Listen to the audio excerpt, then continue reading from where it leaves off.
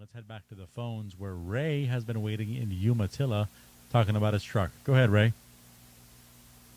Hey, you sound a lot better this week. Yeah, I'm still fighting it, Ray. I'm still fighting it. Hey, I called you up about probably a month ago, maybe a little better than a month. It was before you went in that vacation thing where you wasn't there with Christmas and New Year's. Uh-huh. It was just a little before that. And I had a transmission issue with a 2006 Dodge Ram. It went into limp mode, and you told me it could be the governor vacuum switch, but you told me to go ahead and have it scanned, and I did, and it said low voltage to the crap. It said low voltage down there in the transmission relay or something like that. Okay. And it gave me two codes. One's a PO700 and the other one's a PO882. 700 and an 882. All right. Well, I will tell you what. I don't know. I wish they would have had them on. I wish I'd have had those codes. All right. What was the first one? First one was a PO700. And the second one?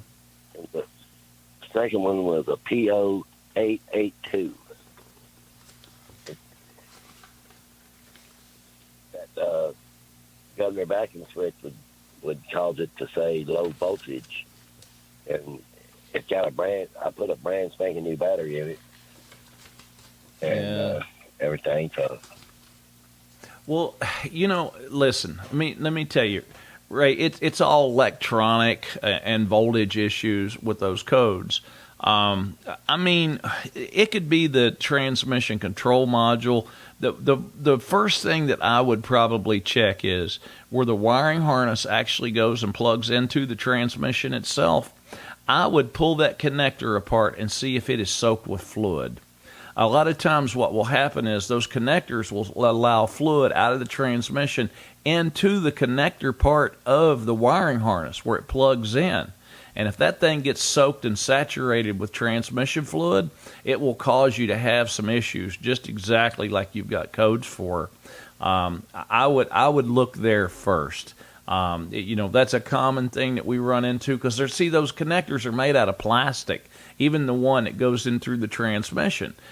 It'll have an O-ring on the outside of it, but the actual plastic where it holds all the terminals in place, they'll start leaking fluid through it. And then it'll get into that connector, and when you get all that transmission fluid up in that electrical part, that's where you'll run into issues like it's describing code-wise.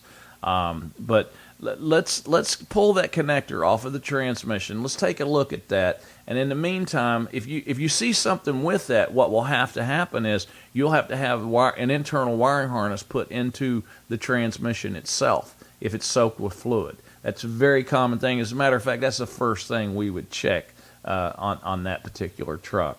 But pull it apart, see if it's soaked with fluid, and in the meantime, when you get a chance, go ahead and email me with that. So if there's anything else that comes up with it, or if that doesn't take care of it, or if you don't find anything with it, then maybe I can help you out a little more with it. I appreciate you holding on to talk to us today. I appreciate you calling in.